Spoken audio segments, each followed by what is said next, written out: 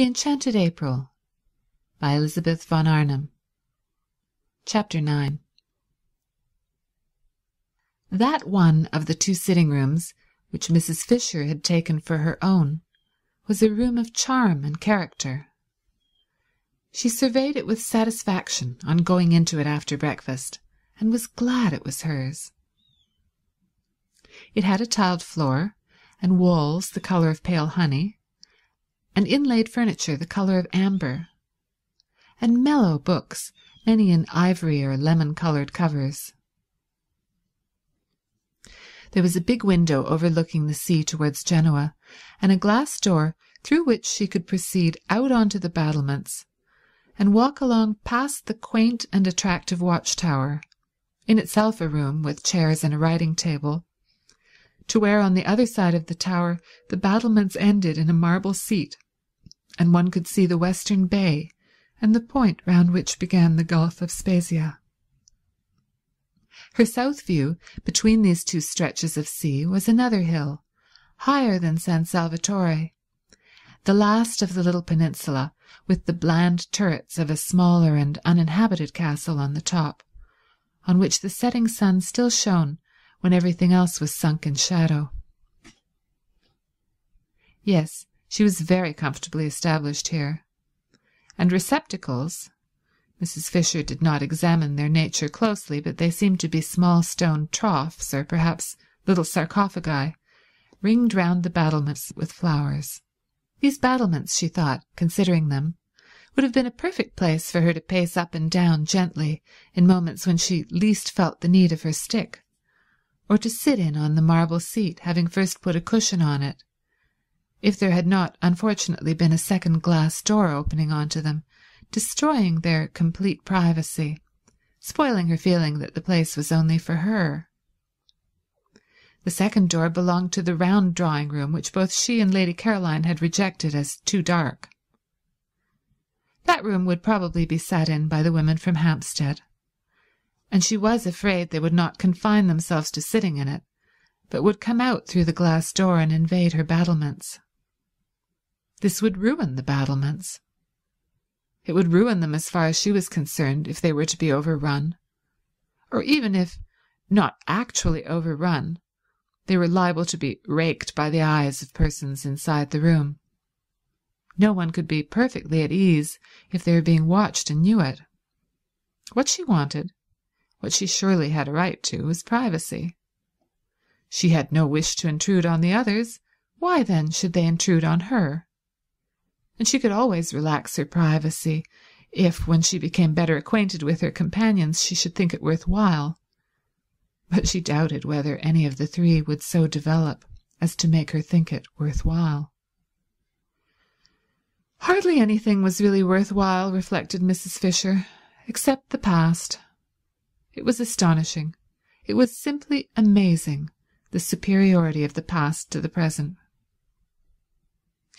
Those friends of hers in London, solid persons of her own age, knew the same past that she knew, could talk about it with her, could compare it, as she did, with the tinkling present, and in remembering great men, forget for a moment the trivial and barren young people, who still, in spite of the war, seemed to litter the world in such numbers.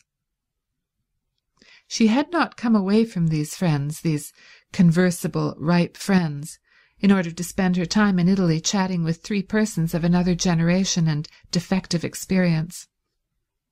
She had come away merely to avoid the treacheries of a London April. It was true what she had told the two who came to Prince of Wales Terrace, that all she wished to do at San Salvatore was to sit by herself in the sun and remember. They knew this, for she had told them. It had been plainly expressed and clearly understood. Therefore, she had a right to expect them to stay inside the round drawing-room and not to emerge interruptingly onto her battlements. But would they? The doubt spoilt her morning. It was only towards lunch-time that she saw a way to be quite safe, and ringing for Francesca, bade her, in slow and majestic Italian, shut the shutters of the glass door of the round drawing-room, and then, going with her into the room, which had become darker than ever in consequence, but also, Mrs. Fisher observed to Francesca, who was being voluble, would, because of this very darkness, remain agreeably cool. And after all, there were the numerous slit windows in the walls to let in light, and it was nothing to do with her if they did not let it in. She directed the placing of a cabinet of curios across the door on its inside. This would discourage egress. Then she rang for Domenico and caused him to move one of the flower-filled sarcophagi across the door on its outside. This would discourage ingress. No one, said Domenico, hesitating, will be able to use the door. No one, said Mrs. Fisher firmly, will wish to. She then retired to her sitting-room, and from a chair placed where she could look straight on to them, gazed at her battlements, secured to her now completely, with calm pleasure. Being here, she reflected placidly, was much cheaper than being in a hotel, and, if she could keep off the others, immeasurably more agreeable. She was paying for her rooms, extremely pleasant rooms now that she was arranged in them, £3 a week, which came to about 8 shillings a day, battlements, watchtower, and all.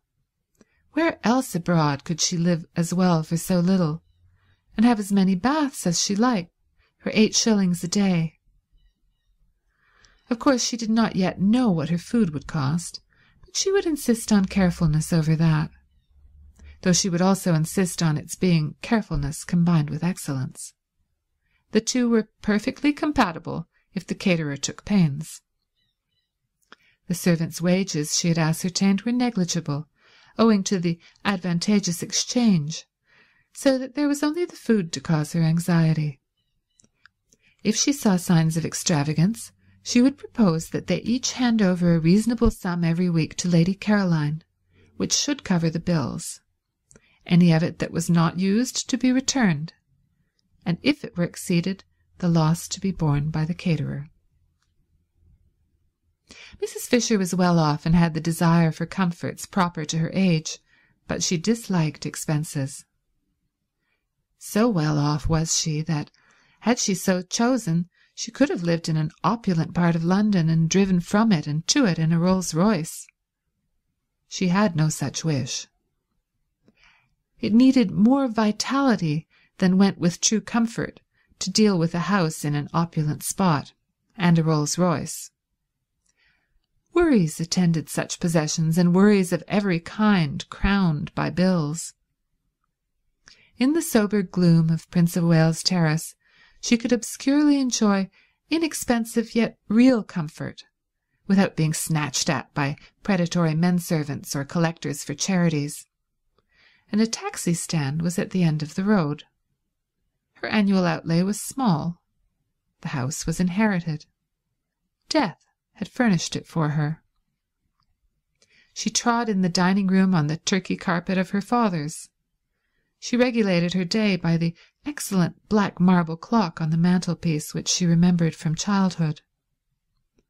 Her walls were entirely covered by the photographs her illustrious deceased friends had given either herself or her father, with their own handwriting across the lower parts of their bodies, and the windows, shrouded by the maroon curtains of all her life, were decorated besides with the self-same aquariums to which she owed her first lessons in sea lore, and in which still swam slowly the goldfishes of her youth. Were they the same goldfish? She did not know. Perhaps, like carp, they outlived everybody. Perhaps, on the other hand, behind the deep-sea vegetation provided for them at the bottom, they had from time to time, as the years went by, withdrawn and replaced themselves. Were they, or were they not, she sometimes wondered, contemplating them between the courses of her solitary meals, the same goldfish that had that day been there when Carlyle, how well she remembered it, angrily strode up to them in the middle of some argument with her father that had grown heated, and striking the glass smartly with his fist, had put them to flight, shouting as they fled, "Och, ye deaf devils! Och, ye lucky deaf devils! You can't hear anything of the blasted, blethering, doddering, glyket fool stuff your maester talks, can ye?" Or words to that effect. Dear great-souled Carlyle, such natural gushings forth, such true freshness, such real grandeur. Rugged, if you will, yes, undoubtedly sometimes rugged, and startling in a drawing-room, but magnificent. Who was there now to put beside him? Who was there to mention in the same breath? Her father, than whom no one had had more flair, said, "Thomas is immortal." And here was this generation of puniness, raising its little voice in doubts, or still worse, not giving itself the trouble to raise it at all, not, it was incredible, but it had been thus reported to her, even reading him.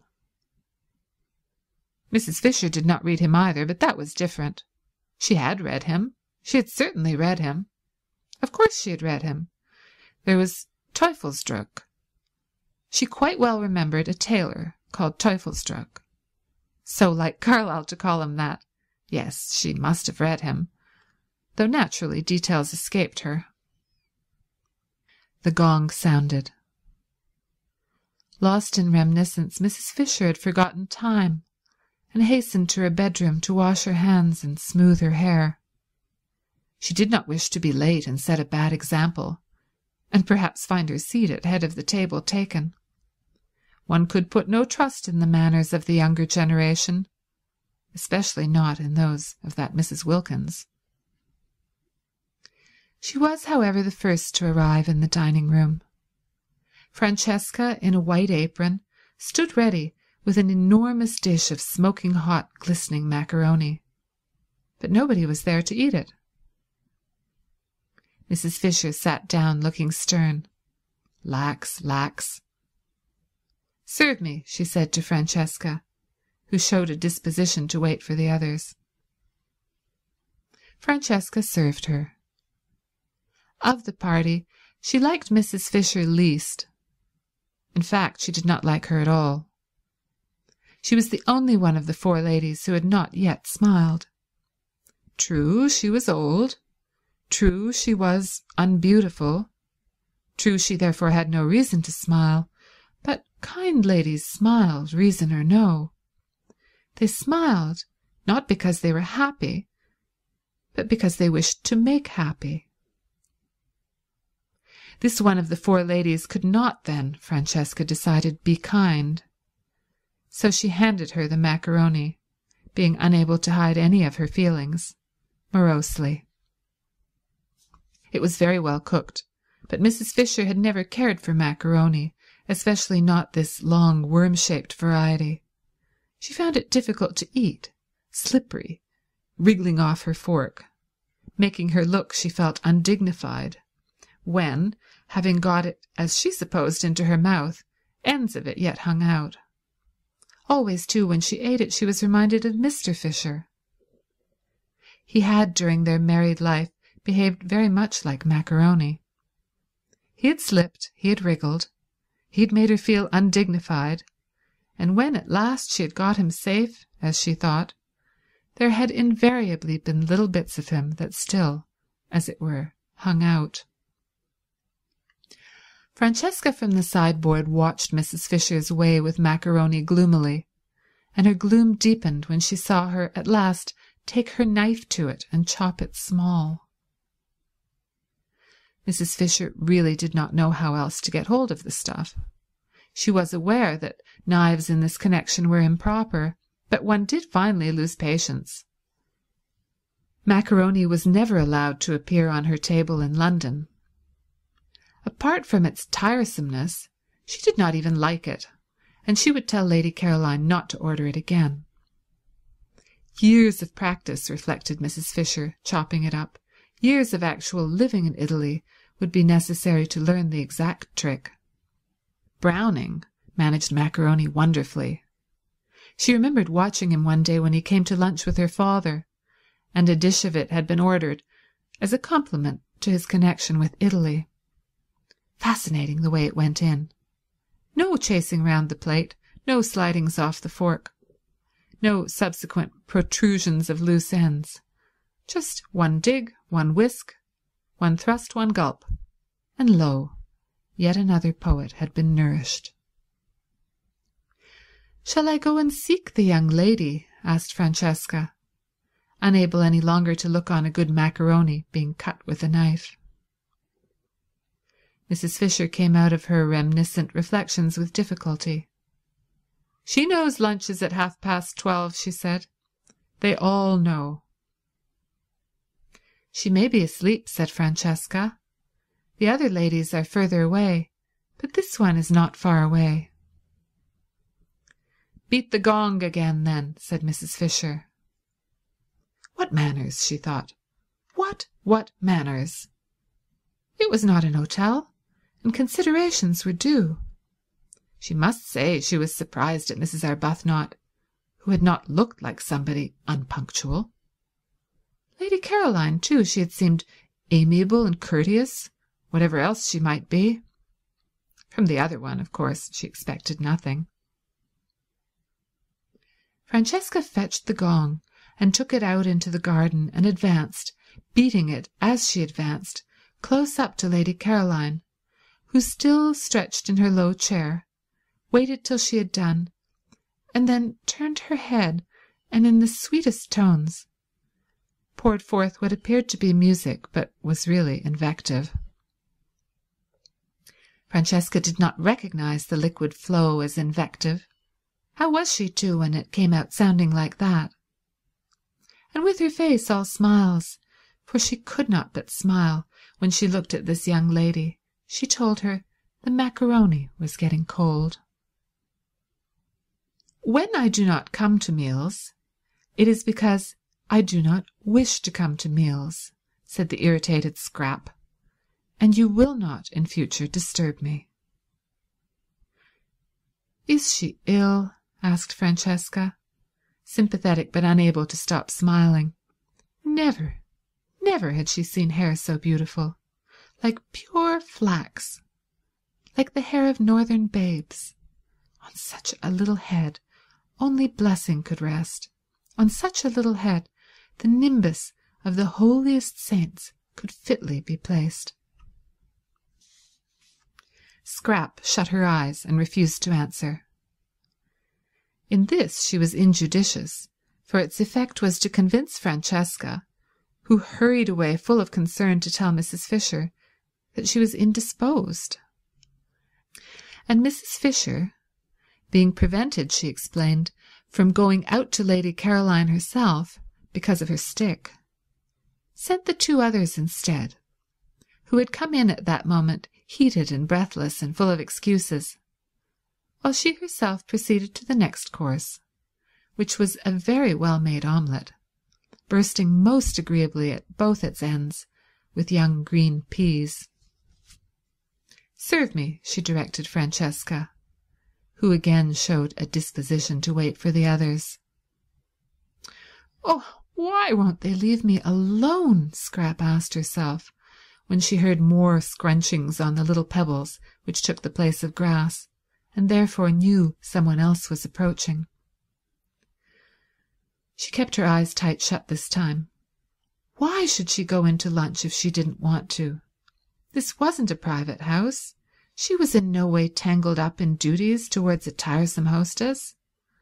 For all practical purposes San Salvatore was an hotel, and she ought to be let alone to eat or not to eat, exactly as if she really had been in an hotel.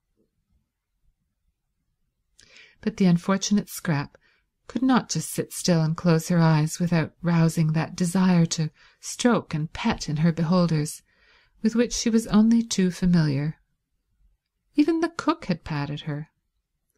And now a gentle hand, how well she knew and how much she dreaded gentle hands, was placed on her forehead.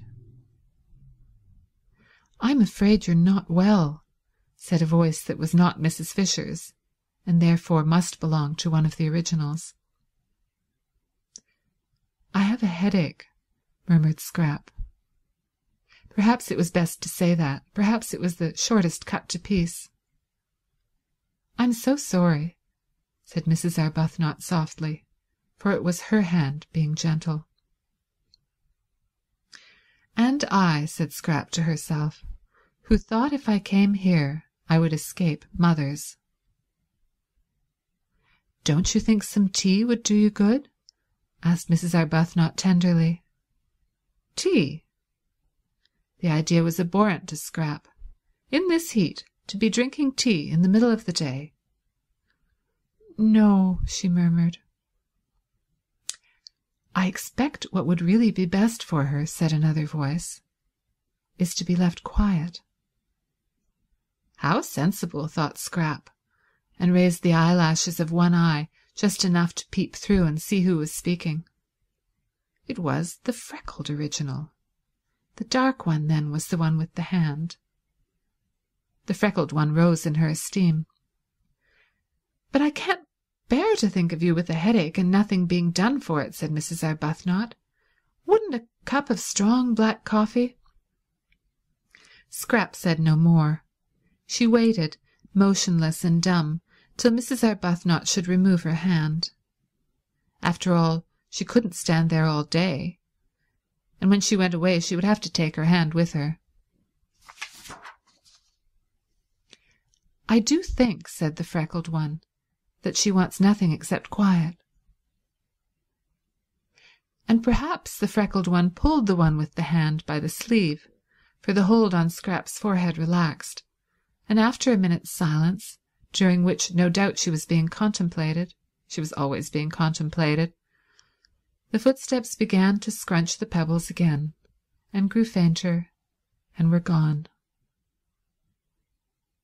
"Lady Caroline has a headache," said Mrs. Arbuthnot, re-entering the dining-room and sitting down in her place next to Mrs. Fisher. "I can't persuade her to have even a little tea or some black coffee. Do you know what aspirin is in Italian?" "The proper remedy for headaches," said Mrs. Fisher firmly, "is castor oil." "But she hasn't got a headache," said Mrs. Wilkins. "Carlyle," said Mrs. Fisher, who had finished her omelette and had leisure, while she waited for the next course, to talk, "suffered at one period terribly from headaches, and he constantly took castor oil as a remedy. He took it, I should say, almost to excess, and called it, I remember, in his interesting way, the oil of sorrow. My father said it coloured for a time his whole attitude to life, his whole philosophy. But that was because he took too much. What Lady Caroline wants is one dose and one only. It is a mistake to keep on taking castor oil." "Do you know the Italian for it?" asked Mrs. Arbuthnot. "Ah, that I'm afraid I don't. However, she would know. You can ask her."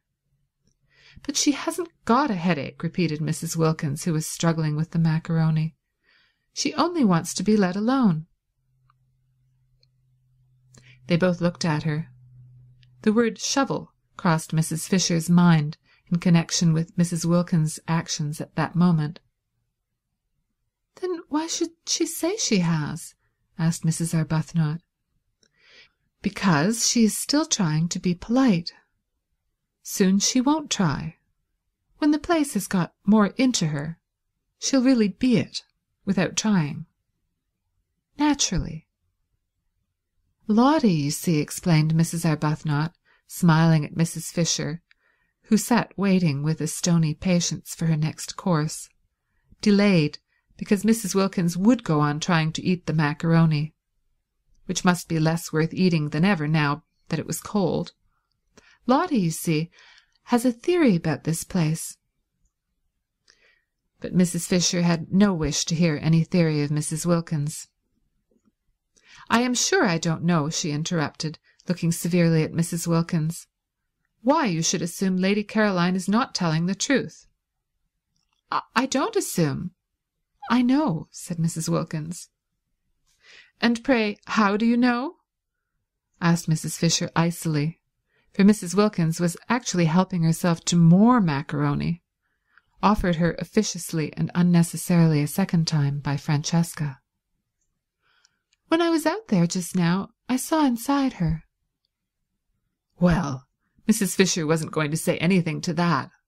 She wasn't going to trouble to reply to downright idiocy.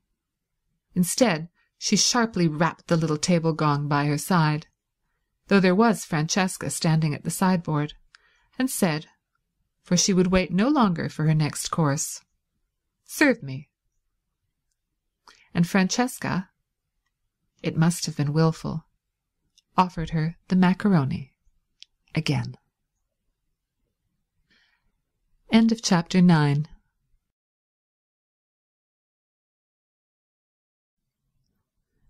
Chapter 10. There was no way of getting into or out of the top garden at San Salvatore except through the 2 glass doors, unfortunately side by side, of the dining room and the hall. A person in the garden who wished to escape unseen could not, for the person to be escaped from could be met on the way.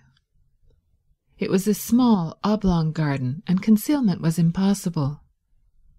What trees there were, the Judas tree, the tamarisk, the umbrella pine, grew close to the low parapets. Rose bushes gave no real cover. One step to right or left of them, and the person wishing to be private was discovered. Only the northwest corner was a little place jutting out from the great wall, a kind of excrescence or loop, no doubt used in the old distrustful days for observation, where it was possible to sit really unseen, because between it and the house was a thick clump of daphne. Scrap, after glancing round to see that no one was looking, got up and carried her chair into this place, stealing away as carefully on tiptoe as those steal whose purpose is sin. There was another excrescence on the walls just like it at the northeast corner, but this, though the view from it was almost more beautiful, for from it you could see the bay and the lovely mountains behind Mitsago, was exposed. No bushes grew near it, nor had it any shade. The northwest loop, then, was where she would sit, and she settled into it, and nestling her head in her cushion and putting her feet comfortably on the parapet, from whence they appeared to the villagers on the piazza below as 2 white doves, thought that now indeed she would be safe. Mrs. Fisher found her there, guided by the smell of her cigarette. The incautious Scrap had not thought of that.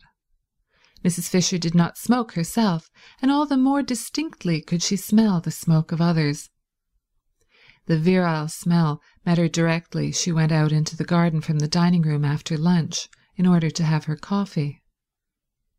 She had bidden Francesca set the coffee in the shade of the house just outside the glass door, and when Mrs. Wilkins, seeing a table being carried there, reminded her very officiously and tactlessly, Mrs. Fisher considered, that Lady Caroline wanted to be alone, she retorted, and with what propriety, that the garden was for everybody.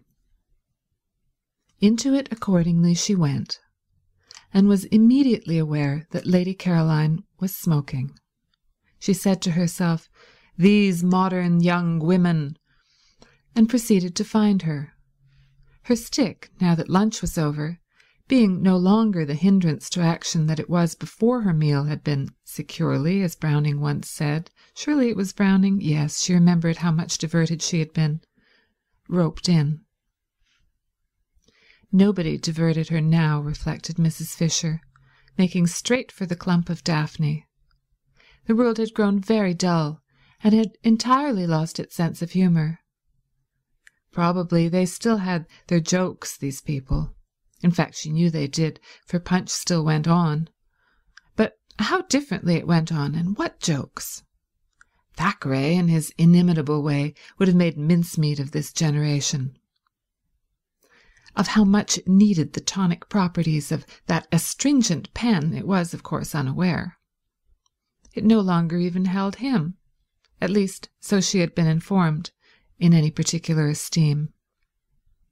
Well, she could not give it eyes to see and ears to hear and a heart to understand, but she could and would give it, represented and united in the form of Lady Caroline, a good dose of honest medicine. "I hear you are not well," she said, standing in the narrow entrance of the loop and looking down with the inflexible face of one who is determined to do good at the motionless and apparently sleeping Scrap. Mrs. Fisher had a deep voice very like a man's, for she had been overtaken by that strange masculinity that sometimes pursues a woman during the last lapse of her life. Scrap tried to pretend that she was asleep, but if she had been, her cigarette would not have been held in her fingers, but would have been lying on the ground. She forgot this. Mrs. Fisher did not, and coming inside the loop, sat down on a narrow stone seat built out of the wall. For a little she could sit on it, for a little, till the chill began to penetrate. She contemplated the figure before her. Undoubtedly a pretty creature, and one that would have had a success at Farringford. Strange how easily even the greatest men were moved by exteriors. She had seen with her own eyes Tennyson turn away from everybody, turn, positively, his back on a crowd of eminent people assembled to do him honour, and withdraw to the window with a young person nobody had ever heard of, who had been brought there by accident, and whose one and only merit, if it be a merit, that which is conferred by chance, was beauty. Beauty. All over before you can turn around. An affair, one might almost say, of minutes. Well, while it lasted, it did seem able to do what it liked with men. Even husbands were not immune. There had been passages in the life of Mr. Fisher. "I expect the journey has upset you," she said in her deep voice. "What you want is a good dose of some simple medicine. I shall ask Domenico if there is such a thing in the village as castor oil." Scrap opened her eyes and looked straight at Mrs. Fisher. "Ah," said Mrs. Fisher, "I knew you were not asleep. If you had been, you would have let your cigarette fall to the ground." "Waste," said Mrs. Fisher. "I don't like smoking for women, but I still less like waste." What does one do with people like this? Scrap asked herself, her eyes fixed on Mrs. Fisher in what felt to her an indignant stare, but appeared to Mrs. Fisher as really charming docility. "Now you'll take my advice," said Mrs. Fisher, touched, "and not neglect what may very well turn into an illness. We are in Italy, you know, and one has to be careful. You ought, to begin with, to go to bed." "I never go to bed," snapped Scrap, and it sounded as moving, as forlorn as that line spoken years and years ago by an actress playing the part of Poor Joe in dramatized version of Bleak House. "I'm always moving on," said Poor Joe in this play, urged to do so by a policeman. And Mrs. Fisher, then a girl, had laid her head on the red velvet parapet of the front row of the dress circle and wept aloud. It was wonderful, Scrap's voice. It had given her, in the 10 years since she came out, all the triumphs that intelligence and wit can have, because it made whatever she said seem memorable. She ought, with a throat formation like that, to have been a singer, but in every kind of music Scrap was dumb, except this one music of the speaking voice. And what a fascination, what a spell lay in that. Such was the liveliness of her face and the beauty of her colouring that there was not a man into whose eyes at the sight of her there did not leap a flame of intensest interest. But when he heard her voice, the flame in that man's eyes was caught and fixed. It was the same with every man, educated and uneducated, old, young, desirable themselves or undesirable, men of her own world and bus conductors, generals and Tommies. During the war she had had a perplexing time, bishops equally with vergers. Round about her confirmation startling occurrences had taken place.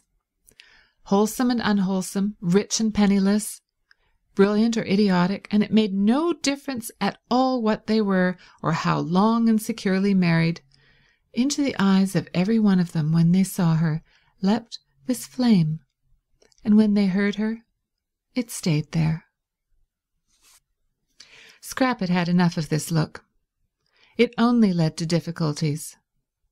At first it had delighted her. She'd been excited, triumphant.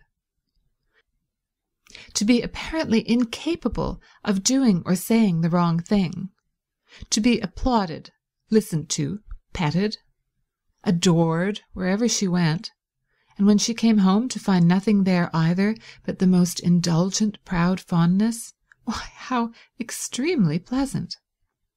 And so easy, too. No preparation necessary for this achievement, no hard work, nothing to learn. She need take no trouble. She had only to appear and presently say something.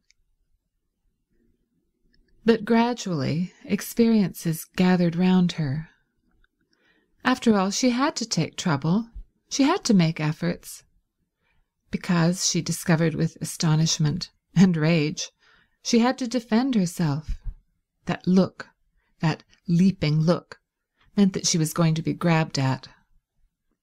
Some of those who had it were more humble than others, especially if they were young, but they all, according to their several ability, grabbed.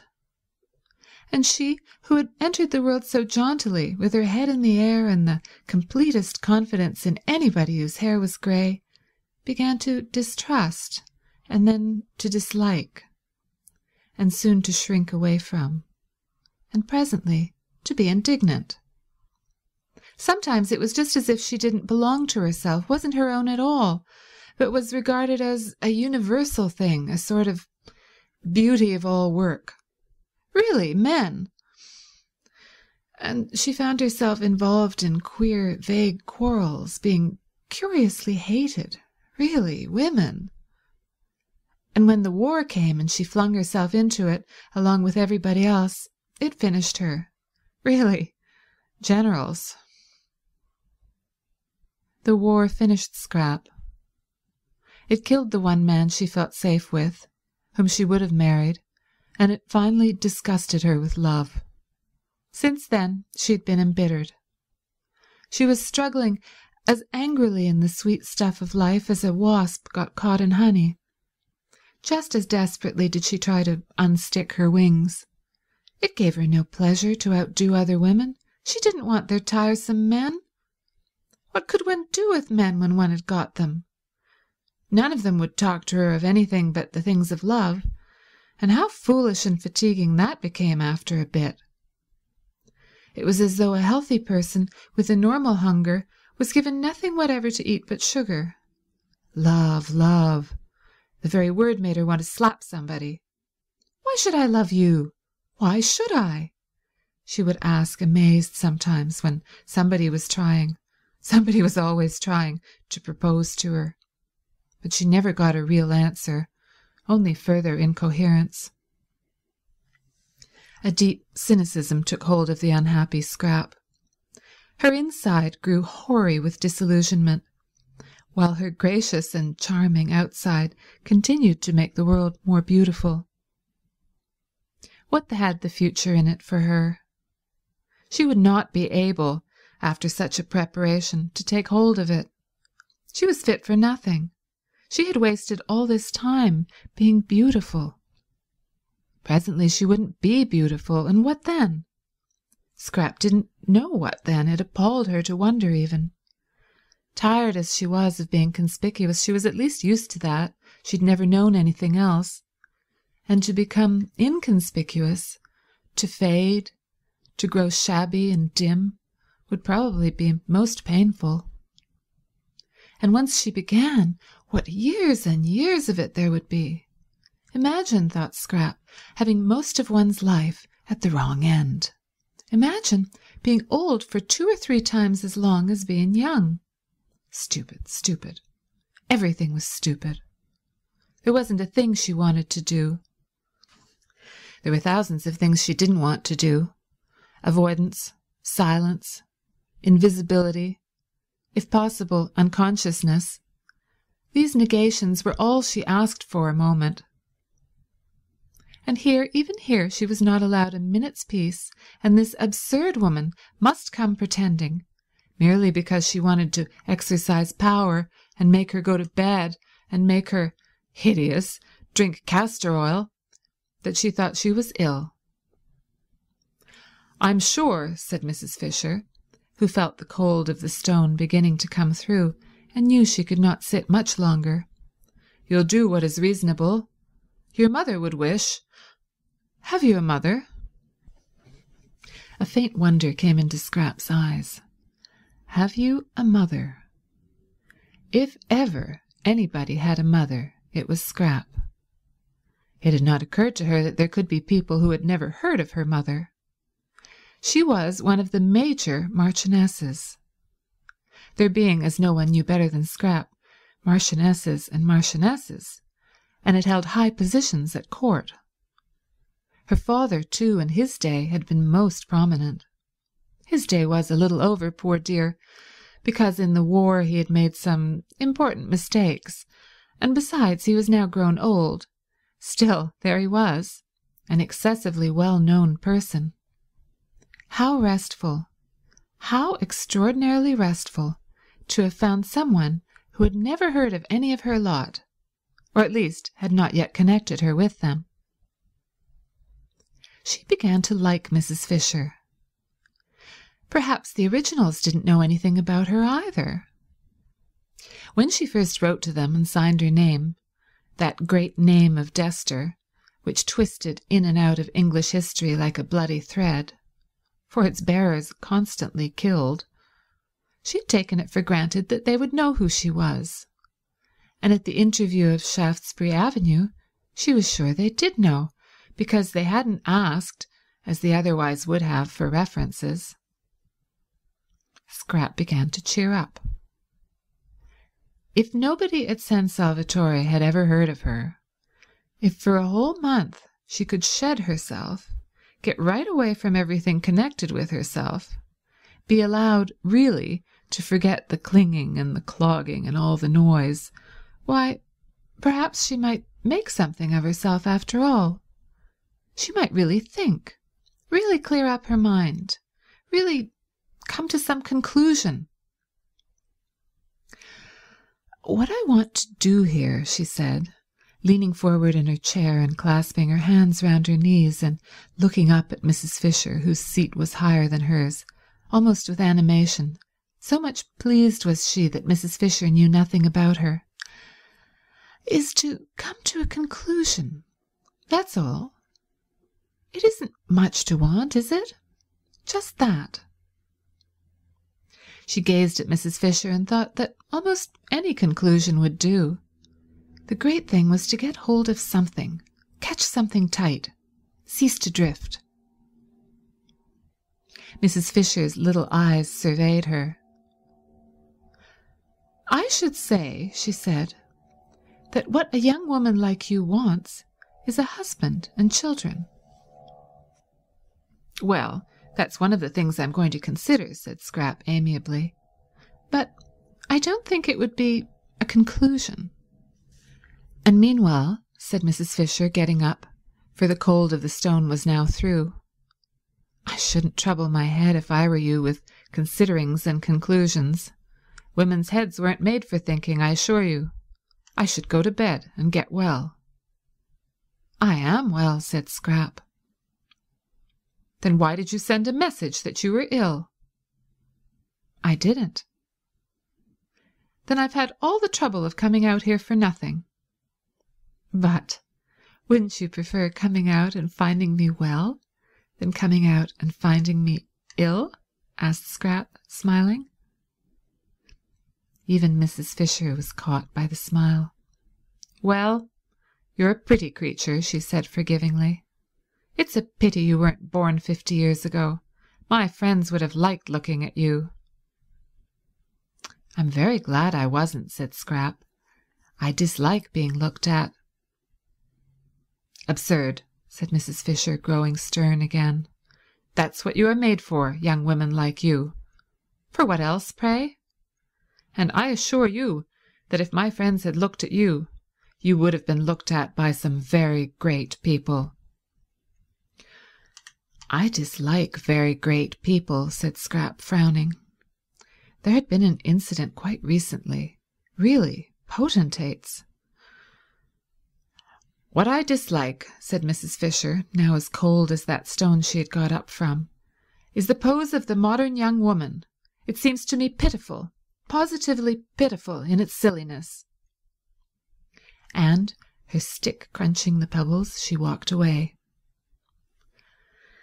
"That's all right," Scrap said to herself, dropping back into her comfortable position with her head in the cushion and her feet on the parapet.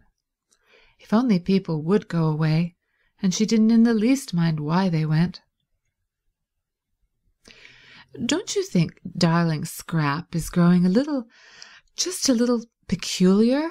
her mother had asked her father a short time before that latest peculiarity of the flight to San Salvatore, uncomfortably struck by the very odd things Scrap said, and the way she had taken to slinking out of reach whenever she could, and avoiding everybody except, such a sign of age, quite young men, almost boys. "Eh? What? Peculiar? Well, let her be peculiar if she likes.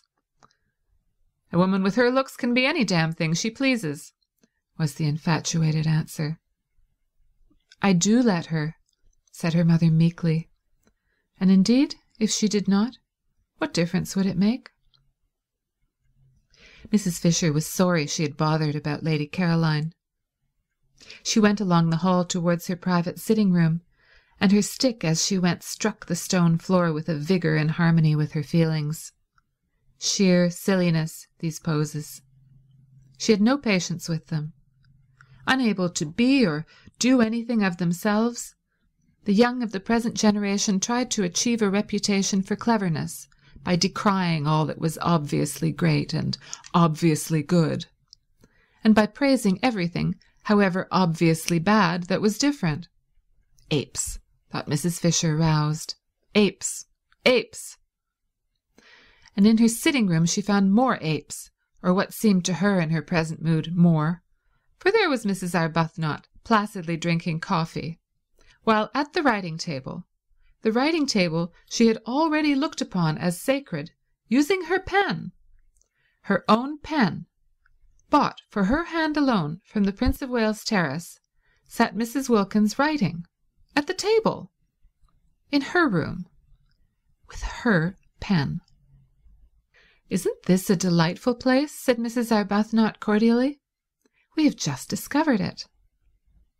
"I'm writing to Mellersh," said Mrs. Wilkins, turning her head and also cordially, as though, Mrs. Fisher thought, she cared a straw who she was writing to, and anyhow knew who the person she called Mellersh was. "He'll want to know," said Mrs. Wilkins, optimism induced by her surroundings, "that I've got here safely." End of chapter 10.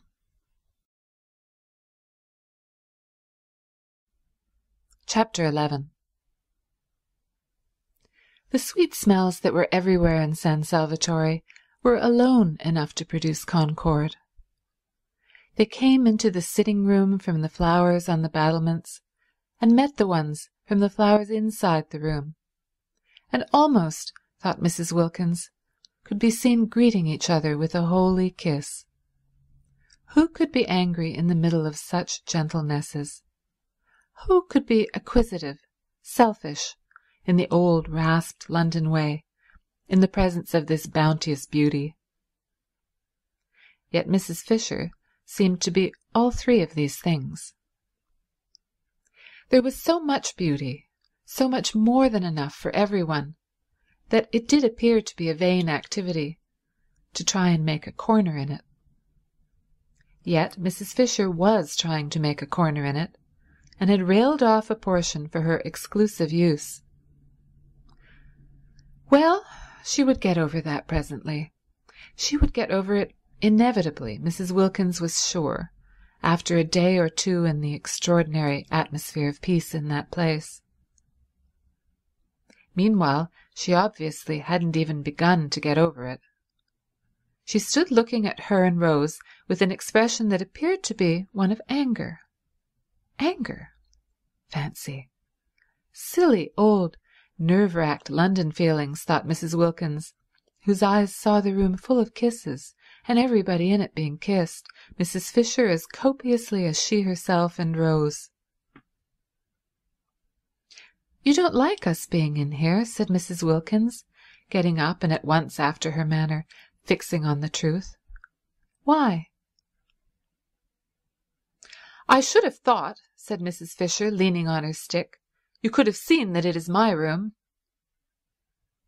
"You mean because of the photographs," said Mrs. Wilkins.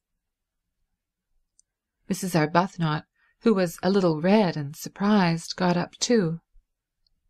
"And the notepaper," said Mrs. Fisher. "Notepaper with my London address on it. That pen." She pointed. It was still in Mrs. Wilkins' hand. "Is yours. I'm very sorry," said Mrs. Wilkins, laying it on the table. And she added, smiling, that it had just been writing some very amiable things. "But why?" asked Mrs. Arbuthnot, who found herself unable to acquiesce in Mrs. Fisher's arrangements without at least a gentle struggle. "Ought we not to be here? It's a sitting-room." "There is another one," said Mrs. Fisher. "You and your friend cannot sit in 2 rooms at once, and if I have no wish to disturb you in yours, I'm unable to see why you should wish to disturb me in mine." "But why—" began Mrs. Arbuthnot again. "It's quite natural," Mrs. Wilkins interrupted, for Rose was looking stubborn, and turning to Mrs. Fisher, she said that although sharing things with friends was pleasant, she could understand that Mrs. Fisher, still steeped in the Prince of Wales Terrace attitude to life, did not yet want to, but that she would get rid of that after a bit and feel quite different. "Soon you'll want us to share," said Mrs. Wilkins reassuringly. "Why, you may even get so far as asking me to use your pen, if you knew I hadn't got one." Mrs. Fisher was moved almost beyond control by this speech. To have a ramshackle young woman from Hampstead patting her on the back, as it were, in breezy certitude that quite soon she would improve, stirred her more deeply than anything had stirred her since her first discovery that Mr. Fisher was not what he seemed. Mrs. Wilkins must certainly be curbed. But how? There was a curious imperviousness about her. At that moment, for instance, she was smiling as pleasantly and with as unclouded a face as if she were saying nothing in the least impertinent. Would she know she was being curbed?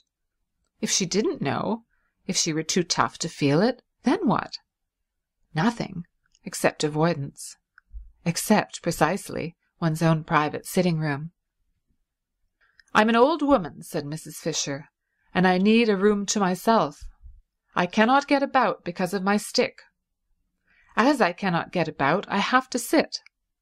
Why should I not sit quietly and undisturbed, as I told you in London I intended to? If people are to come in and out all day long, chattering and leaving doors open, you will have broken the agreement, which was that I was to be quiet." "But we haven't the least wish—" began Mrs. Arbuthnot, who was again cut short by Mrs. Wilkins. "We're only too glad," said Mrs. Wilkins, "for you to have this room, if it makes you happy. We didn't know about it, that's all. We wouldn't have come in if we had. Not till you invited us, anyhow. I expect," she finished, looking down cheerfully at Mrs. Fisher, "you soon will." And picking up her letter, she took Mrs. Arbuthnot's hand and drew her towards the door. Mrs. Arbuthnot did not want to go. She, the mildest of women, was filled with a curious and surely unchristian desire to stay and fight. Not, of course, really, nor even with any definitely aggressive words. No, she only wanted to reason with Mrs. Fisher and to reason patiently, but she did feel that something ought to be said, and that she ought not to allow herself to be rated and turned out as if she were a schoolgirl caught in ill behaviour by authority.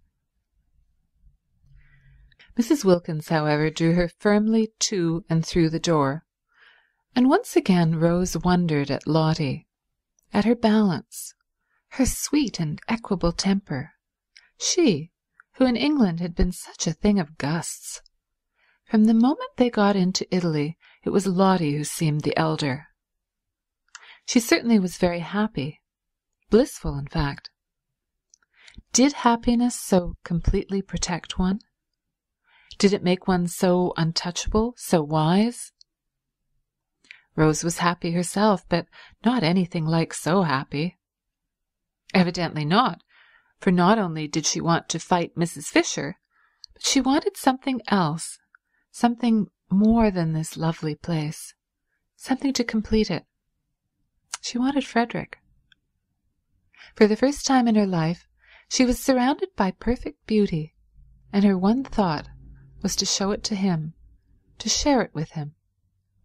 She wanted Frederick. She yearned for Frederick. Ah, if only Frederick. Poor old thing, said Mrs. Wilkins, shutting the door gently on Mrs. Fisher and her triumph. Fancy on a day like this. She's a very rude old thing, said Mrs. Arbuthnot. She'll get over that. I'm sorry we chose just her room to go and sit in. It's much the nicest, said Mrs. Arbuthnot, and it isn't hers. Oh, but there are lots of other places, and she's such a poor old thing. Let her have the room. Whatever does it matter? And Mrs. Wilkins said she was going down to the village to find out where the post office was and post her letter to Mellersh. And would Rose go too? I've been thinking about Mellersh, said Mrs. Wilkins as they walked, one behind the other, down the narrow zigzag path up which they had climbed in the rain the night before. She went first. Mrs. Arbuthnot, quite naturally now, followed. In England it had been the other way about. Lottie, timid, hesitating, except when she burst out so awkwardly, getting behind the calm and reasonable Rose whenever she could. I've been thinking about Mellersh, repeated Mrs. Wilkins over her shoulder, as Rose seemed not to have heard. Have you? Said Rose, a faint distaste in her voice, for her experiences with Mellersh had not been of a kind to make her enjoy remembering him. She had deceived Mellersh, therefore she didn't like him. She was unconscious that this was the reason of her dislike, and thought it was that there didn't seem to be much, if any, of the grace of God about him. And yet how wrong to feel that, she rebuked herself, and how presumptuous. No doubt Lottie's husband was far, far nearer to God than she herself was ever likely to be. Still, she didn't like him.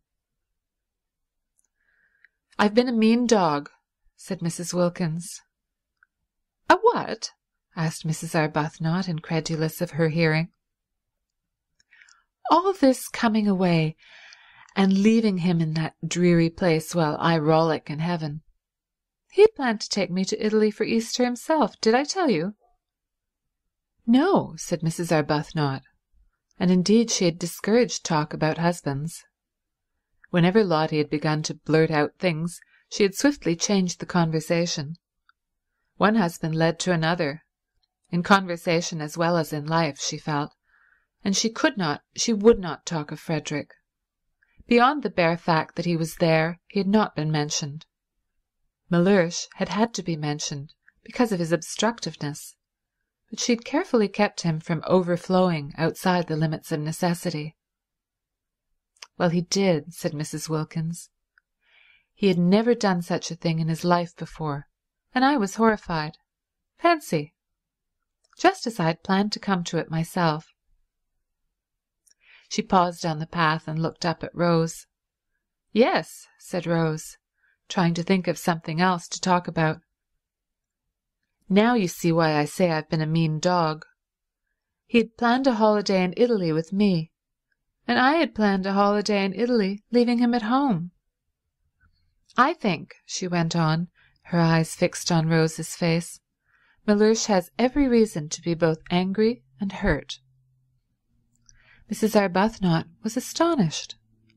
The extraordinary quickness with which, hour by hour, under her very eyes, Lotty became more selfless disconcerted her. She was turning into something surprisingly like a saint. Here she was now being affectionate about Mellersh. Mellersh, who only that morning, while they hung their feet into the sea, had seemed a mere iridescence, Lotty had told her, a thing of gauze. That was only that morning, and by the time they had had lunch, Lotty had developed so far as to have got him solid enough again to write to, and to write to at length. And now, a few minutes later, she was announcing that he had every reason to be angry with her and hurt, and that she herself had been, the language was unusual, but it did express real penitence, a mean dog. Rose stared at her astonished. If she went on like this, soon a nimbus might be expected round her head, was there already, if one didn't know it was the sun through the tree trunks catching her sandy hair. A great desire to love everybody, to be friends with everybody, seemed to be invading Lotty, a desire for sheer goodness. Rose's own experience was that goodness, the state of being good, was only reached with difficulty and pain. It took a long time to get into it.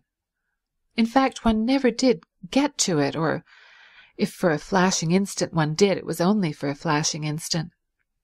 Desperate perseverance was needed to struggle along its path, and all the way was dotted with doubts. Lotty simply flew along. She had certainly, thought Rose, not got rid of her impetuousness. It had merely taken another direction. She was now, impetuously, becoming a saint. Could one really attain goodness so violently?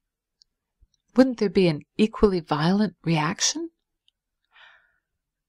"I shouldn't," said Rose with caution, looking down into Lotty's bright eyes. The path was steep so that Lotty was well below her. "I shouldn't be sure of that too quickly." "But I am sure of it, and I've written and told him so." Rose stared.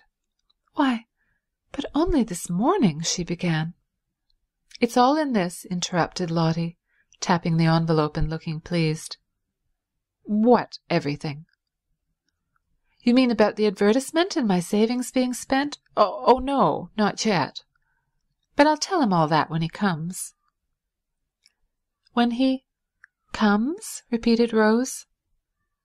"I've invited him to come and stay with us." Rose could only go on staring. "It's the least I could do. Besides, look at this." Lotty waved her hand. "Disgusting not to share it. I was a mean dog to go off and leave him, but no dog I've ever heard of was ever as mean as I'd be if I didn't try and persuade Mellersh to come out and enjoy this too. It's barest decency that he should have some of the fun out of my nest egg. After all, he has housed me and fed me for years. One shouldn't be churlish. But do you think he'll come?" "Oh, I hope so," said Lotty with the utmost earnestness, and added, "Poor lamb." At that, Rose felt she would like to sit down. Mellersh, a poor lamb? That same Mellersh who a few hours before was a mere shimmer? There was a seat at the bend of the path, and Rose went to it and sat down. She wished to get her breath, gain time. If she had time, she might perhaps be able to catch up the leaping Lotty, and perhaps be able to stop her before she committed herself to what she probably presently would be sorry for. Mellersh at San Salvatore? Mellersh, from whom Lotty had taken such pains so recently to escape? "I see him here," said Lotty, as if in answer to her thoughts. Rose looked at her with real concern, for every time Lottie said in that convinced voice, "I see," what she saw came true. Then it was to be supposed that Mr. Wilkins too would presently come true. "I wish," said Rose anxiously, "I understood you." "Don't try," said Lottie, smiling. "But I must, because I love you." "Dear Rose," said Lottie, swiftly bending down and kissing her. "You're so quick," said Rose.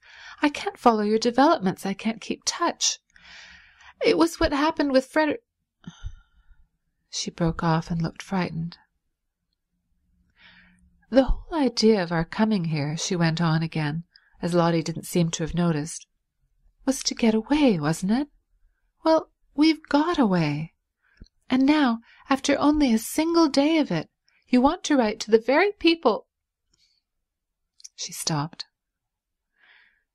"The very people we were getting away from," finished Lottie. "It's quite true. It seems idiotically illogical. But I'm so happy. I'm so well. I feel so fearfully wholesome. This place, why, it makes me feel flooded with love." And she stared down at Rose in a kind of radiant surprise. Rose was silent a moment. Then she said, "And do you think it will have the same effect on Mr. Wilkins?" Lottie laughed. "I don't know," she said. "But even if it doesn't, there's enough love about to flood 50 Mr. Wilkinses, as you call him. The great thing is to have lots of love about. I don't see," she went on, "at least I don't see here, though I did at home, that it matters who loves as long as somebody does.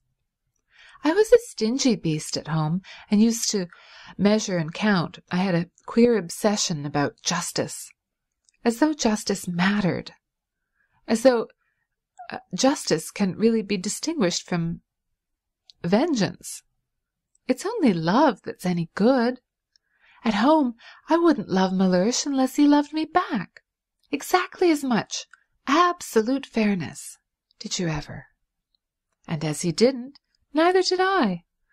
And the aridity of that house, the aridity—" Rose said nothing. She was bewildered by Lottie. One odd effect of San Salvatore on her rapidly developing friend was her sudden free use of robust words. She had not used them in Hampstead. Beast and dog were more robust than Hampstead cared about. In words, too, Lottie had come unchained. But how she wished, oh, how Rose wished that she too could write to her husband and say, "Come." The Wilkins ménage, however pompous Mellersh might be, and he had seemed to Rose pompous, was on a healthier, more natural footing than hers. Lottie could write to Mellersh and would get an answer. She couldn't write to Frederick, for only too well did she know he wouldn't answer. At least he might answer, a hurried scribble showing how much bored he was at doing it, with perfunctory thanks for her letter. But that would be worse than no answer at all, for his handwriting, her name on an envelope addressed by him, stabbed her heart. Too acutely did it bring back the letters of their beginnings together, the letters from him so desolate with separation, so aching with love and longing. To see apparently one of these very same letters arrive, and open it to find, "Dear Rose, thanks for letter. Glad you're having a good time. Don't hurry back. Say if you want any money. Everything going splendidly here. Yours, Frederick." No, it couldn't be borne. "I don't think I'll come down to the village with you today," she said, looking up at Lottie with eyes suddenly gone dim. "I think I want to think." "All right," said Lottie, at once starting off briskly down the path. "But don't think too long," she called back over her shoulder. "Write and invite him at once." "Invite whom?" asked Rose, startled. "Your husband." End of chapter 11. Chapter 12. At the evening meal, which was the first time the whole four sat round the dining-room table together, Scrap appeared. She appeared quite punctually, and in one of those wrappers or tea-gowns which are sometimes described as ravishing. This one really was ravishing. It certainly ravished Mrs. Wilkins, who could not take her eyes off the enchanting figure opposite. It was a shell-pink garment, and clung to the adorable Scrap, as though it too loved her. "What a beautiful dress!" exclaimed Mrs. Wilkins eagerly. "What? This old rag," said Scrap, glancing down at it as if to see which one she had got on. "I've had it 100 years." And she concentrated on her soup. "You must be very cold in it," said Mrs. Fisher, thin-lipped, for it showed a great deal of Scrap. The whole of her arms, for instance, and even where it covered her up it was so thin that you still saw her. "Who? Me," said Scrap, looking up a moment. "Oh, no." And she continued her soup. "You mustn't catch a chill, you know," said Mrs. Arbuthnot, feeling that such loveliness must at all costs be preserved unharmed. "There's a great difference here when the sun goes down." "I'm quite warm," said Scrap, industriously eating her soup. "You look as you had nothing at all on underneath," said Mrs. Fisher. "I haven't. At least, hardly anything," said Scrap, finishing her soup. "How very imprudent," said Mrs. Fisher. "And how highly improper." Whereupon Scrap stared at her. Mrs. Fisher had arrived at dinner feeling friendly towards Lady Caroline. She at least had not intruded into her room and sat at her table and written with her pen. She did, Mrs. Fisher had supposed, know how to behave. Now it appeared that she did not know. For was this behaving, to come dressed, no, undressed, like that to a meal?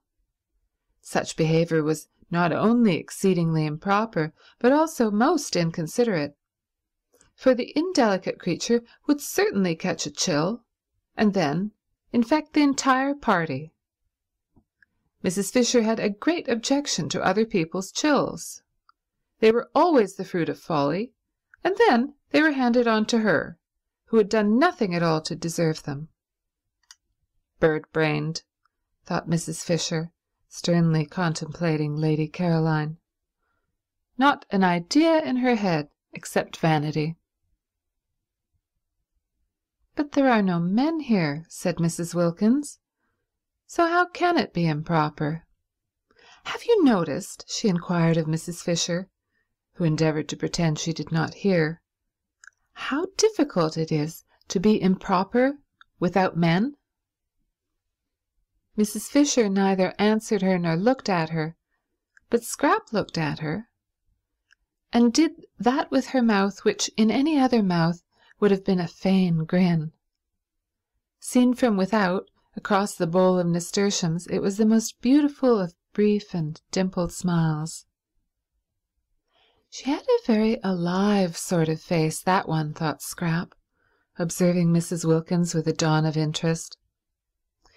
It was rather like a field of corn swept by lights and shadows. Both she and the dark one, Scrap noticed, had changed their clothes, but only in order to put on silk jumpers. The same amount of trouble would have been enough to dress them properly, reflected Scrap. Naturally, they looked like nothing on earth in the jumpers. It didn't matter what Mrs. Fisher wore. Indeed, the only thing for her, short of plumes and ermine, was what she did wear. But these others were quite young still, and quite attractive. They really definitely had faces. How different life would be for them if they made the most of themselves instead of the least. And yet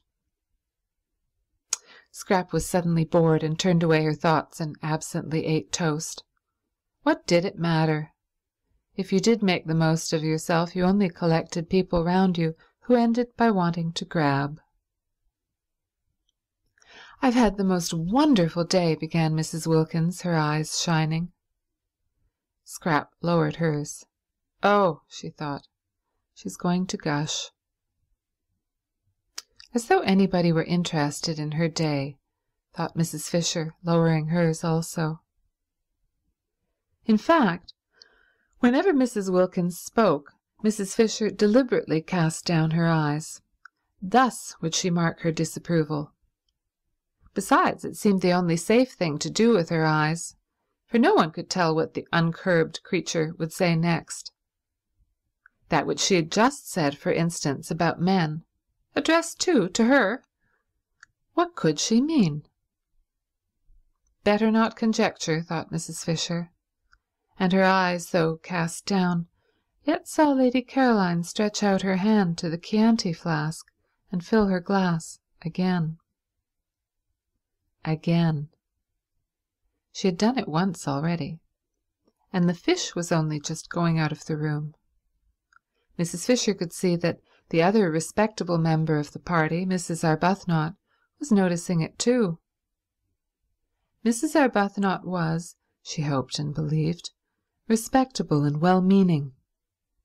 It is true she also had invaded her sitting-room, but no doubt she had been dragged there by the other one, and Mrs. Fisher had little, if anything, against Mrs. Arbuthnot, and observed with approval that she only drank water. That was as it should be. So, indeed, to give her her dues, did the freckled one, and very right at their age. She herself drank wine, but with what moderation. 1 meal, 1 glass. And she was 65, and might properly, and even beneficially, have had at least 2. "That," she said to Lady Caroline, cutting right across what Mrs. Wilkins was telling them about her wonderful day and indicating the wine-glass, "is very bad for you." Lady Caroline, however, could not have heard, for she continued to sip, her elbow on the table, and listen to what Mrs. Wilkins was saying. And what was it she was saying? She had invited somebody to come and stay? A man? Mrs. Fisher could not credit her ears. Yet it evidently was a man, for she spoke of the person as he. Suddenly, and for the first time, but then this was most important, Mrs. Fisher addressed Mrs. Wilkins directly. She was 65 and cared very little what sorts of women she happened to be with for a month, but if the women were to be mixed with men, it was a different proposition altogether. She was not going to be made a cat's paw of. She had not come out there to sanction by her presence what used in her day to be called fast behaviour. Nothing had been said at the interview in London about men. If there had been, she would have declined, of course, to come. "What is his name?" asked Mrs. Fisher, abruptly interposing. Mrs. Wilkins turned to her with a slight surprise. "Wilkins," she said. "Wilkins?" "Yes." "Your name?" "And his." "A relation?" "Not blood." "A connection?" "A husband." Mrs. Fisher once more cast down her eyes. She could not talk to Mrs. Wilkins. There was something about the things she said. A husband, suggesting one of many. Always that unseemly twist to everything. Why could she not say my husband? Besides, Mrs. Fisher had, she herself knew not for what reason, taken both the Hampstead young women for widows. War ones. There had been an absence of mention of husbands at the interview, which would not, she considered, be natural if such persons did after all exist. And if a husband was not a relation, who was? Not blood. What a way to talk. Why, a husband was the first of all relations. How well she remembered Ruskin. No, it was not Ruskin. It was the Bible that said a man should leave his father and mother and cleave only to his wife, showing that she became by marriage an even more than blood relation. And if the husband's father and mother were to be nothing to him compared to his wife, how much less than nothing ought the wife's father and mother be to her compared to her husband? She herself had been unable to leave her father and mother in order to cleave to Mr. Fisher, because they were no longer, when she married, alive, but she certainly would have left them if they had been there to leave. Not blood, indeed. Silly talk. The dinner was very good. Succulence succeeded succulence. Costanza had determined to do as she chose in the matter of cream and eggs the first week, and see what happened at the end of it, when the bills had to be paid. Her experience of the English was that they were quiet about bills. They were shy of words. They believed readily. Besides, who was the mistress here? In the absence of a definite one, it occurred to Costanza that she might as well be the mistress herself. So she did as she chose about the dinner, and it was very good. The four, however, were so much preoccupied by their own conversation that they ate it without noticing how good it was. Even Mrs. Fisher, she who in such matters was manly, did not notice. The entire excellent cooking was to her as though it were not, which shows how much she must have been stirred. She was stirred. It was that Mrs. Wilkins. She was enough to stir anybody. And she was undoubtedly encouraged by Lady Caroline, who in her turn was no doubt influenced by the Chianti. Mrs. Fisher was very glad there were no men present, for they certainly would have been foolish around Lady Caroline. She was precisely the sort of young woman to unbalance them, especially, Mrs. Fisher recognized at that moment. Perhaps it was the Chianti momentarily intensifying her personality, but she was undeniably most attractive, and there were few things Mrs. Fisher disliked more than having to look on while sensible, intelligent men, who the moment before were talking seriously and interestingly about real matters, became merely foolish and simpering. She'd seen them actually simpering, just because in walked a bit of bird-brained beauty. Even Mr. Gladstone, that great wise statesman, whose hand had once rested for an unforgettable moment solemnly on her head, would have, she felt, on perceiving Lady Caroline, left off talking sense and horribly embarked on badinage. "You see," Mrs. Wilkins said, a silly trick that, with which she mostly began her sentences. Mrs. Fisher each time wished to say, "Pardon me, I do not see. I hear." But why trouble? "You see," said Mrs. Wilkins, leaning across towards Lady Caroline, "we arranged, didn't we, in London, that if any of us wanted to, we could each invite one guest. So now I'm doing it." "I don't remember that," said Mrs. Fisher, her eyes on her plate. "Oh, yes, we did, didn't we, Rose?" "Yes, I remember," said Lady Caroline.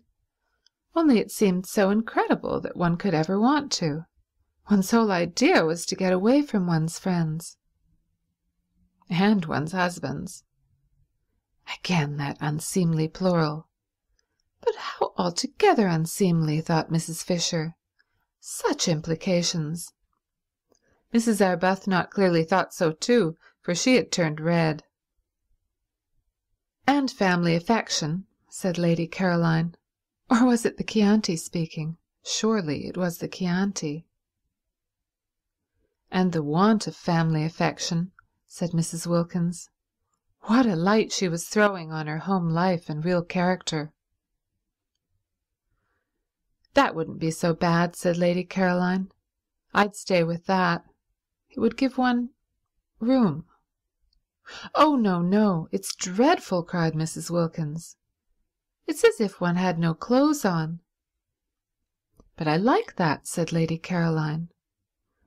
"Really," said Mrs. Fisher. "It's a divine feeling, getting rid of things," said Lady Caroline, who was talking altogether to Mrs. Wilkins and paid no attention to the other two. "Oh, but in a bitter wind to have nothing on, and know there never will be anything on, and you're going to get colder and colder till at last you die of it. That's what it was like, living with somebody who didn't love one." These confidences, thought Mrs. Fisher, and no excuse whatever for Mrs. Wilkins, who was making them entirely on plain water. Mrs. Arbuthnot, judging from her face, quite shared Mrs. Fisher's disapproval. She was fidgeting. "But didn't he?" asked Lady Caroline, every bit as shamelessly unreticent as Mrs. Wilkins. "Mellersh? He showed no signs of it." "Delicious," murmured Lady Caroline. "Really," said Mrs. Fisher. "I didn't think it was at all delicious. I was miserable. And now, since I've been here, I simply stare at myself being miserable. As miserable as that. And about Mellersh." "You mean he wasn't worth it?" "Really," said Mrs. Fisher. "No, I don't. I mean, I've suddenly got well." Lady Caroline, slowly twisting the stem of her glass in her fingers, scrutinized the lit-up face opposite. "And now I'm well, I find I can't sit here and gloat all to myself. I can't be happy, shutting him out. I must share. I understand exactly what the Blessed Damozel felt like." "What was the Blessed Damozel?" asked Scrap. "Really," said Mrs. Fisher, and with such emphasis this time that Lady Caroline turned to her. "Ought I to know?" she asked. "I don't know any natural history. It sounds like a bird." "It is a poem," said Mrs. Fisher with extraordinary frost. "Oh," said Scrap. "I'll lend it to you," said Mrs. Wilkins, over whose face laughter rippled. "No," said Scrap. "And its author," said Mrs. Fisher icily, "though not perhaps quite what one would have wished him to be, was frequently at my father's table." "What a bore for you," said Scrap. "That's what mother's always doing, inviting authors. I hate authors. I wouldn't mind them so much if they didn't write books. Go on about Mellersh," she said, turning to Mrs. Wilkins. "Really," said Mrs. Fisher. "All those empty beds," said Mrs. Wilkins. "What empty beds?" asked Scrap. "The ones in this house. Why, of course they each ought to have somebody happy inside them. 8 beds and only 4 people. It's dreadful, dreadful to be so greedy and keep everything just for oneself. I want Rose to ask her husband out too. You and Mrs. Fisher haven't got husbands, but why not give some friend a glorious time?" Rose bit her lip. She turned red. She turned pale. If only Lottie would keep quiet, she thought. It was all very well to have suddenly become a saint and want to love everybody, but need she be so tactless? Rose felt that all her poor sore places were being danced on. If only Lottie would keep quiet. And Mrs. Fisher, with even greater frostiness than that with which she had received Lady Caroline's ignorance of the Blessed Damozel, said, "There is only one unoccupied bedroom in this house." "Only one?" echoed Mrs. Wilkins, astonished. "Then who are in all the others?" "We are," said Mrs. Fisher. "But we're not in all the bedrooms. There must be at least 6. That leaves 2 over, and the owner told us there were 8 beds. Didn't he, Rose?" "There are 6 bedrooms," said Mrs. Fisher, for both she and Lady Caroline had thoroughly searched the house on arriving in order to see which part of it they would be most comfortable in, and they both knew that there were 6 bedrooms, 2 of which were very small, and in one of these small ones Francesca slept in the company of a chair and a chest of drawers, and the other, similarly furnished, was empty. Mrs. Wilkins and Mrs. Arbuthnot had hardly looked at the house, having spent most of their time out of doors gaping at the scenery, and had, in the agitated inattentiveness of their minds, when first they began negotiating for San Salvatore, got into their heads that the 8 beds of which the owner spoke were the same as 8 bedrooms, which they were not. There were indeed 8 beds, but 4 of them were in Mrs. Wilkins and Mrs. Arbuthnot's rooms. "There are 6 bedrooms," repeated Mrs. Fisher. "We have 4, Francesca has the 5th, and the 6th is empty." "So that," said Scrap, "however kind we feel we would be if we could, we can't. Isn't it fortunate?" "But then there's only room for 1?" said Mrs. Wilkins, looking round at the 3 faces. "Yes, and you've got 'em," said Scrap. Mrs. Wilkins was taken aback. This question of the beds was unexpected.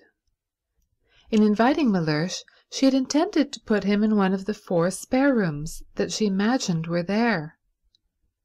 When there were plenty of rooms and enough servants, there was no reason why they should, as they did in their small 2-servanted house at home, share the same one.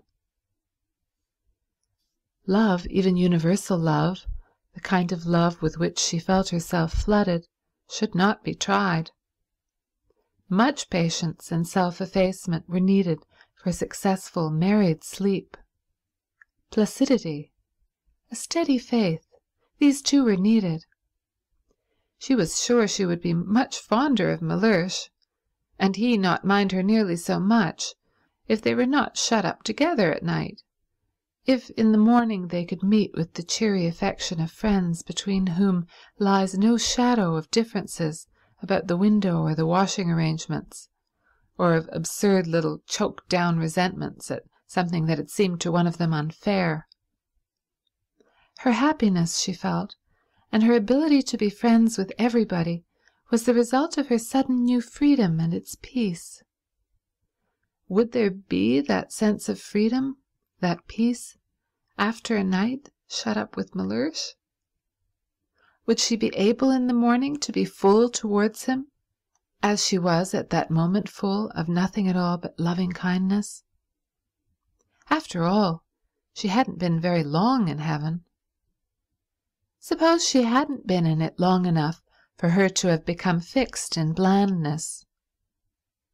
And only that morning, what an extraordinary joy it had been to find herself alone when she awoke, and able to pull the bedclothes any way she liked. Francesca had to nudge her. She was so much absorbed that she did not notice the pudding. "If," thought Mrs. Wilkins, distractedly helping herself, "I share my room with Mellersh, I risk losing all that I now feel about him. If, on the other hand, I put him in the 1 spare room, I prevent Mrs. Fisher and Lady Caroline from giving somebody a treat. True, they don't seem to want to at present, but at any moment in this place one or the other of them may be seized with a desire to make somebody happy, and then they wouldn't be able to because of Mellersh." "What a problem," she said aloud, her eyebrows puckered. "What is?" asked Scrap. "Where to put Mellersh." Scrap stared. "Why, isn't 1 room enough for him?" she asked. "Oh yes, quite. But then there won't be any room left at all. Any room for somebody you may want to invite." "I shan't want to," said Scrap. "Or you," said Mrs. Wilkins to Mrs. Fisher. "Rose, of course, doesn't count, I'm sure she would like sharing her room with her husband. It's written all over her." "Really?" said Mrs. Fisher.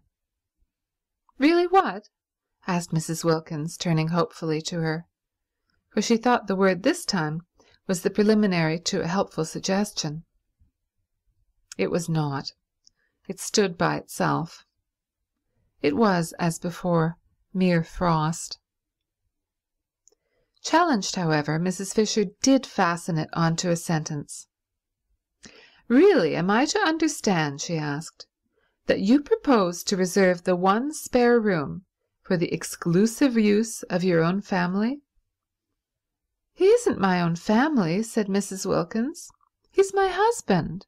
You see—" "I see nothing," Mrs. Fisher could not this time refrain from interrupting, for what an intolerable trick. "At the most I hear, and that reluctantly." But Mrs. Wilkins, as impervious to rebuke as Mrs. Fisher had feared, immediately repeated the tiresome formula and launched out into a long and excessively indelicate speech about the best place for the person she called Mellersh to sleep in. Mellersh. Mrs. Fisher, remembering the Thomases and Johns and Alfreds and Roberts of her day, plain names that yet had all become glorious, thought it sheer affectation to be christened Mellersh, was, it seemed, Mrs. Wilkins's husband, and therefore his place was clearly indicated. Why this talk? She herself, as if foreseeing his arrival, had had a second bed put in Mrs. Wilkins's room. There were certain things in life which were never talked about, but only done. Most things connected with husbands were not talked about. And to have a whole dinner table taken up with a discussion as to where one of them should sleep was an affront to the decencies. How and where husbands slept should be known only to their wives. Sometimes it was not known to them, and then the marriage had less happy moments. But these moments were not talked about either. The decencies continued to be preserved. At least it was so in her day. To have to hear whether Mr. Wilkins should or should not sleep with Mrs. Wilkins, and the reasons why he should and the reasons why he shouldn't, was both uninteresting and indelicate. She might have succeeded in imposing propriety and changing the conversation if it had not been for Lady Caroline. Lady Caroline encouraged Mrs. Wilkins, and threw herself into the discussion with every bit as much unreserve as Mrs. Wilkins herself.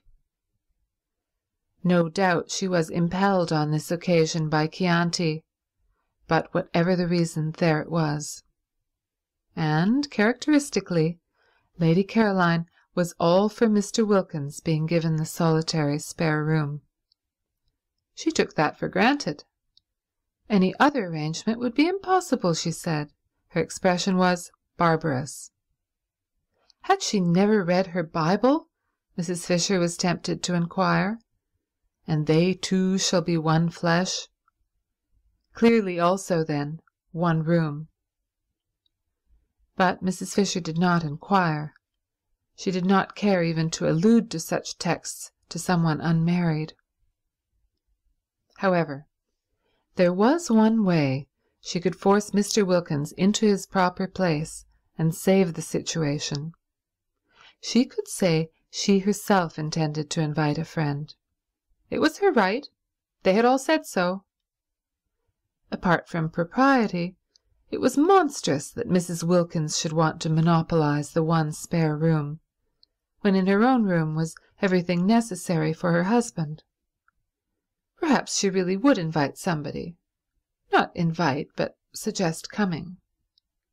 There was Kate Lumley, for instance. Kate could perfectly afford to come and pay her share, and she was of her own period, and knew and had known most of the people she herself knew and had known. Kate, of course, had only been on the fringe. She used to be asked only to the big parties, not to the small ones, and she still was only on the fringe. There were some people who never got off the fringe, and Kate was one. Often, however, such people were more permanently agreeable to be with than the others, in that they remained grateful. Yes, she really might consider Kate. The poor soul had never married, but then everybody could not expect to marry, and she was quite comfortably off. Not too comfortably, but just comfortably enough to pay her own expenses if she came and yet be grateful. Yes, Kate was the solution. If she came, at one stroke, Mrs. Fisher saw, would the Wilkinses be regularized, and Mrs. Wilkins be prevented from having more than her share of the rooms. Also, Mrs. Fisher would save herself from isolation, spiritual isolation. She desired physical isolation between meals, but she disliked that isolation which is of the spirit. Such isolation would, she feared, certainly be hers with these 3 alien-minded young women. Even Mrs. Arbuthnot was, owing to her friendship with Mrs. Wilkins, necessarily alien-minded. In Kate she would have a support. Kate, without intruding on her sitting-room, for Kate was tractable, would be there at meals to support her. Mrs. Fisher said nothing at the moment, but presently in the drawing-room, when they were gathered round the wood-fire, she had discovered there was no fireplace in her own sitting-room, and therefore she would after all be forced, so long as the evenings remained cool, to spend them in the other room.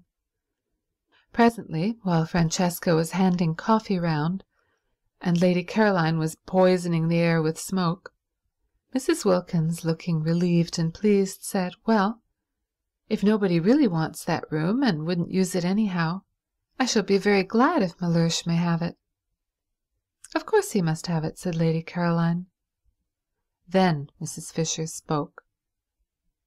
"I have a friend," she said in her deep voice, and sudden silence fell upon the others. "Kate Lumley," said Mrs. Fisher. Nobody spoke.